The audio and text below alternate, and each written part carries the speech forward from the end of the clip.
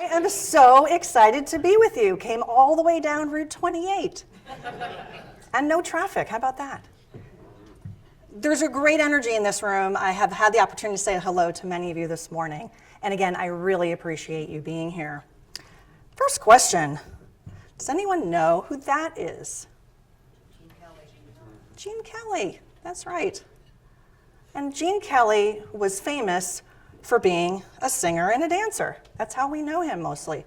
Do we know where he was from originally? East Liberty. East Liberty, Pittsburgh. That's right, he was a local. But what you might not know about Gene Kelly is that he was also a choreographer, a director, and a producer.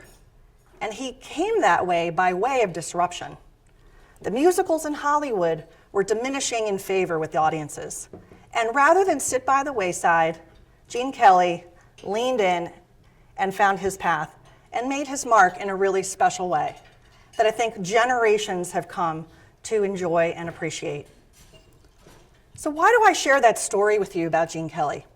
Fun fact that he's from Pittsburgh, yes, but also because I think it's really relevant to today's conversation about family-held, closely held businesses. And what can we do to make sure that we make our mark today and in the future? One of the things that we can acknowledge is that this red zone is not a place we want to be in. It's not very fun. And so if we're going to make our mark, and if we're going to change our trajectory so that we create value now and to the next generation, what do we need to be thinking about? Disruption, it's a big word. What does it mean for us today? Well, I think there's a number of things for us as we contemplate the impact of our history, where we've been and where we're going. So why are we having this conversation? Why am I the one that's having it with you? Well, as you heard in my introduction, and thank you, Bill, for that lovely introduction, I was part of Genco Corporation. I was hired in from the outside as a CEO to run one of the subsidiaries. It was a $100 million business unit, and it was one of the maverick business units in what was a traditional third generation, 100-year plus company. And so the opportunity for me as somebody in my young 40s was that this was a great opportunity to come in and make my mark. What made that company successful in the past was not enough for tomorrow.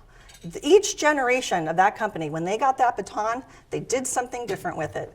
The origin story, just real quick, because it's kind of fun for us in Pittsburgh here to know this story. Genco got started with a blind horse in a wagon, delivering produce from the train tracks up to Oakland. When the second generation took over in the 50s, they introduced trucks and warehousing. And the third generation, which was the chairman I worked for, introduced what became the field of reverse logistics in the 90s. And they understood very well, what made your business successful yesterday will not be enough for tomorrow.